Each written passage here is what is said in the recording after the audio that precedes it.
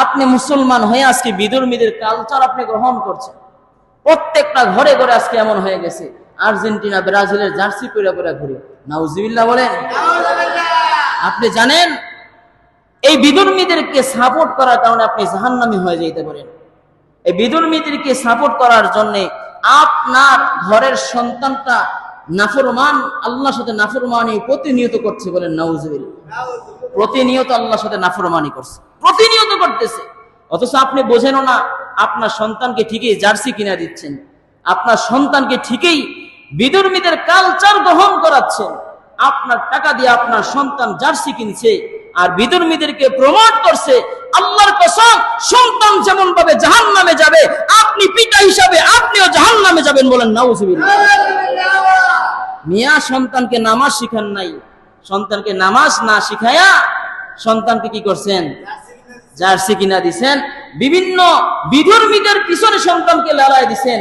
অথচ আমাদের আদর্শ তো হওয়া দরকার ছিল নবী মুহাম্মদুর রাসূলুল্লাহ। আমাদের আদর্শ তো হওয়া দরকার ছিল হযরত আবু বকরের আদর্শ। আমাদের আদর্শ তো হওয়া দরকার ছিল ওমরের আদর্শ। আমাদের আদর্শ তো হওয়া দরকার ছিল মুসলমানের আদর্শ, কোরআন সুন্নাহর আদর্শ। কিন্তু আমরা সেই আদর্শ থেকে বের হয়ে আমরা আমাদের আদর্শ বানায় নিছি বিভিন্ন ইহুদি খ্রিস্টানদের কথা। বলেন ঠিক কি না? আমরা আমাদের আদর্শকে বানায় নিছি। এটা কত বড় গাফেল হলে এটা আমাদের দ্বারা সম্ভব। আপনি দেখেন, কোন বিধর্মী, কোন খ্রিস্টান, ইহুদি মুসলমানের টুপি পরছে? জোরে বলেন। কোন বিধর্মী, খ্রিস্টান, ইহুদি মুসলমানদের সুন্দর পোশাক পাঞ্জাবি পরছে? কথা বলেন।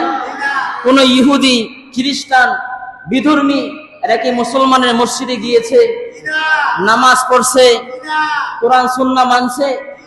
এরা যদি না মানতে পারি তো আমরা মুসলমান ঘরের সন্তান হয়ে কেন এদেরকে মানবো? কথা বলেন ঠিক কিনা? এটা তো আমাদের দ্বারা শোভা পায় না, এটা তো আমাদের দ্বারা শোভা পায় না। এজন্য আল্লাহ তাআলা বলেন, আল্লাহর নবী সাল্লাল্লাহু আলাইহি ওয়াসাল্লাম বলেন, কেউ যদি বিধর্মীদেরকে সাপোর্ট করে, ওয়াহতাজালাহুল আরশ, কেউ যদি কোনো মুসলমান যদি কোনো বিধর্মীদেরকে সাপোর্ট করে তো আল্লাহ তাআলার আরশ কাঁপা উঠে। বলেন নাউজুবিল্লাহ। দুনিয়ায় থেকে মুসলমান নবীর নাম আইনা, দুনিয়ায় থেকে মুসলমান আল্লাহকে অনুসরণ না করে, দুনিয়াতে মুসলমান আল্লাহর হুকুম না মেনে, ওই মুসলমানটা যখন বিধর্মীদের কালচার গ্রহণ করা ফেলে, নবী বলেন মুসলমান ঘরের সন্তান হয়ে যখন বিধর্মীদের কালচার গ্রহণ করে তো আল্লাহ তাআলার আরশ প্রতিনিয়ত কাঁপতে থাকে। বলেন নাউজুবিল্লাহ। আল্লাহ তাআলার আরশ কাঁপে ওঠে। আরশের ফেরেশতারা ডাইকা ডাইকা বলে, মুসলমান ঘরের সন্তান তুই কেন আল্লাহকে না মানিয়া, আল্লাহর হুকুমকে ফলো না করে তুই কেন বিধর্মীদের আদর্শ গ্রহণ করলা? বান্দা, বান্দা তোরে কেন, তোরে কিসে আল্লাহ থেকে ভুলায় রাখলো? তোরে কিসে আল্লাহ থেকে ভুলায় রাখলো রে বান্দা? আয় বান্দা, তুমি জানো নামাজ পড়লে আল্লাহ খুশি হন, কিন্তু তুমি নামাজ বাদ দিয়া বিধর্মীদের কালচার গ্রহণ করতেছো।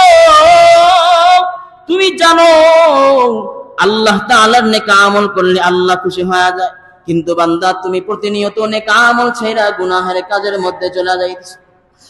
প্রতিনিয়ত ফেরেশতারা ডাইকা ডাইকা বলে, আদম সন্তান তোরে আল্লাহ থেকে কিসে ভুলায় রাখলো? তোরে তোর রব থেকে কিসে ভুলায় রাখলো? একটা বারের জন্য কি তোর রবের কথা স্মরণ হয় না? একটা বারের কথাও কি তোর আল্লাহর কথা স্মরণ হয় না? একটা বারের জন্য কি তোর আল্লাহর প্রতি মায়া হয় না?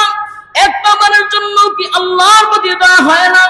আল্লাহ তাআলা তোরে নেক আমল করার জন্য বারবার বলে, বারবার বলে, কিন্তু বান্দা তুই নেক আমল ছেড়ে দিয়া বিধর্মীদের কালচার গ্রহণ করো। আল্লাহ নবী সাল্লাল্লাহু আলাইহি ওয়াসাল্লাম বলেন, দুনিয়ায় যে বান্দার সাথে যত বেশি মহব্বত থাকবে, কিয়ামতের ময়দানে ওই বান্দার সাথে ওই বান্দার হাসর হবে। বলেন নাউজুবিল্লাহ। যার সাথে যার মহব্বত, তার সাথে তার কিয়ামত হবে। আপনার মহব্বত যদি বিভিন্ন খ্রিস্টান, ইহুদিদের সাথে থাকে তো মনে রাখবেন কিয়ামতের ময়দানে আপনার হাসরটা হবে তাদের সাথে। বান্দারে আপনার মহাব্বত যদি নবী মুহাম্মদুর রাসূলুল্লাহর সাথে থাকে তো আপনার হাসর হবে নবী মুহাম্মদুর রাসূলুল্লাহ সাল্লাল্লাহু আলাইহি ওয়াসাল্লামের সাথে। আপনার মহাব্বত যদি সাইয়্যিদানা আবু বকরের সাথে থাকে তো আপনার হাসর হবে আবু বকরের সাথে। আপনার মহাব্বত যদি ওমরের সাথে থাকে তো আপনার হাসর হবে ওমরের সাথে। বান্দা নেককার বান্দার সাথে মহাব্বত থাকলে নেককার বান্দার সাথে হাসর হবে। আর যদি বিধর্মীদের সাথে আপনার মহাব্বত থাকে, আল্লাহর কসম নবী বলেন বিধর্মীদের সাথে আপনার হাসর হবে, তুতা সোজা জাহান্নামে আপনি চলে যাবেন। বলেন নাউজুবিল্লাহ। কারণ বিধর্মী যারা, কাফের যারা, এদের সাথে যদি আপনার মহাব্বত থাকে তাহলে এদের সাথে আপনার হাসর হবে। আলমারউ মা'a মান আহাব্বা, নবী বলেন যার সাথে যার মহাব্বত তার সাথে তার কিয়ামত। এজন্য আমার আপনার মহাব্বত হবে নবীর সাথে। কথা বলেন ঠিক কিনা? আমার আপনার মহাব্বত হবে সাহাবীদের সাথে, আমার আপনার আদর্শ হবে সাহাবীদের আদর্শ, আমার আপনার আদর্শ হবে মদিনাওয়ালা নবীর আদর্শ।